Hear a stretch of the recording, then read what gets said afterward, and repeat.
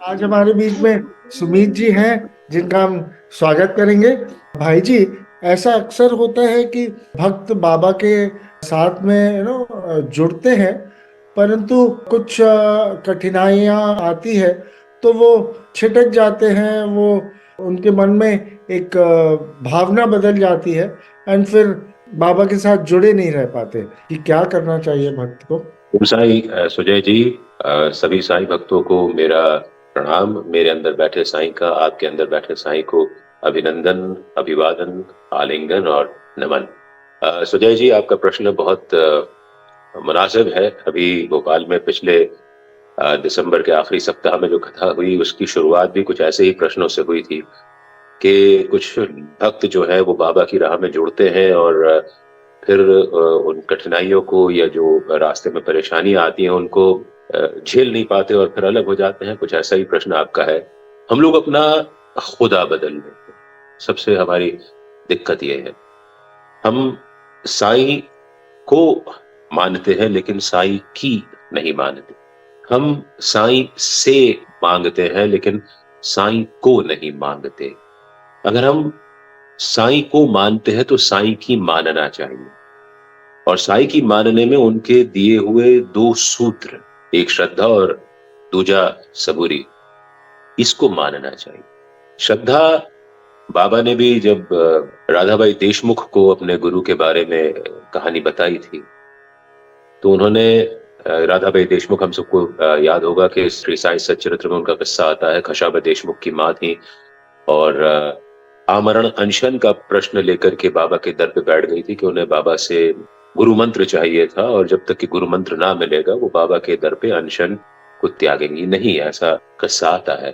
तो बाबा ने उन्हें बड़े सुमधुर शब्दों में, जब वो नहीं मान रही थी और श्यामा बाबा को मना करके ले गए कि बाबा तुम मरमरा जाएंगी भाई, तुम उसका जरा ध्यान करो और उसको गुरु मंत्र दे। तो बाबा ने अपने गुरु की बारे में किस्सा बताया कि माई, मैं बहुत छोटा था जब मेरे को मेरे गुरु के पास ले जाया गया, और मेरे गुरु ने मुझे सबसे पहले मूंड दिया और 2 पैसे दक्षिणा मांगी।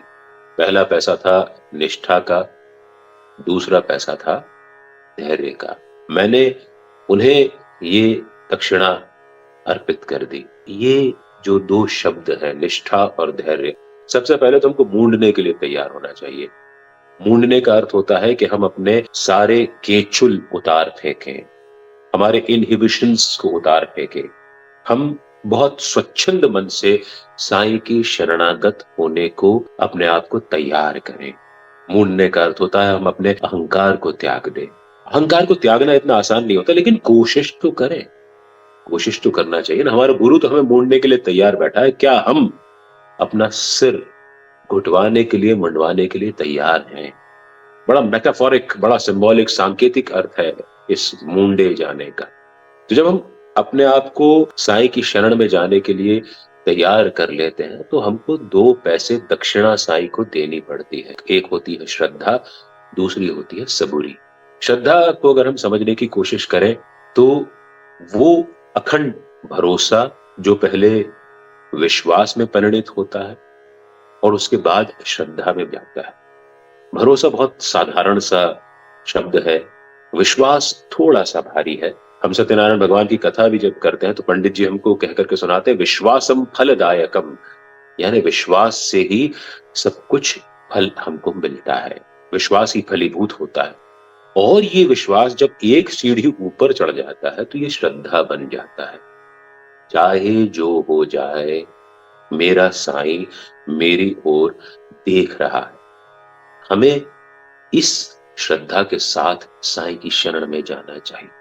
साईं की खासियत है कि जिनसे वो बहुत प्यार करते हैं उनकी परीक्षाएं बहुत लेते, परीक्षाएं इतनी लेते हैं कि आपकी श्रद्धा डगमगाने लगती, क्योंकि आप धैर्य चूक जाते हैं, सबूरी को चूक जाते हैं। यदि आप उस बॉटल नेक वाले फेज को, उस कठिन दौर को आप धैर्य रख करके निकाल दें, साईं पर पूरी श्रद्धा रख करके कि ये समय है, ये गुजर जाएगा। साईं मेरा दामन पकड़े हुए है, साईं ने मेरा हाथ पकड़ा हुआ है, साईं मुझे फिसलने नहीं देंगे, साईं मुझे गिरने नहीं देंगे। अगर ये धैर्य हमारे अंदर है तो आप देखेंगे कि वो समय निकल जाता है। आपकी श्रद्धा उस धैर्य को संबल देती है और धैर्य आपकी श्रद्धा को बढ़ाता है। बाबा ने तो ये भी कहा है कि श्रद्धा और सबूरी दोनों सगी बहनों की तरह है। बाबा ने ये भी कहा है कि सब्र कमजोर व्यक्ति नहीं रख सकता। जो व्यक्ति सब्र रखता है वो बहुत हिम्मतशील होता है, उसमें बहुत हिम्मत होती है। तो अगर हम ये दो सूत्र पकड़ करके चलेंगे, एक श्रद्धा का, अखंड श्रद्धा और अटूट सबूरी का, तो जीवन में कभी भी हम न साईं से दूर जा पाएंगे, न साईं के परीक्षाओं से परेशान होकर के आधी राह में उनको छोड़ देंगे। परीक्षाएं किसकी नहीं होती, सबकी। आप अपना श्रद्धा, अपना सब्र बनाए रखें। ये दौर गुजर जाएगा, मुश्किल दौर है, गुजर जाए, लेकिन साईं का दामन मत छोड़िए, क्योंकि आपने अगर ये दौर पार कर लिया तो फिर आप हैं और साईं है। इस बात को ध्यान में रखिएगा। इसलिए कभी भी साईं का दामन मत छोड़िएगा, अधीर मत होइएगा और श्रद्धा कभी मत टूटने दीजिएगा। ये आपको साईं की राह पर बनाए रखें। बाबा बनी कर रहे हैं।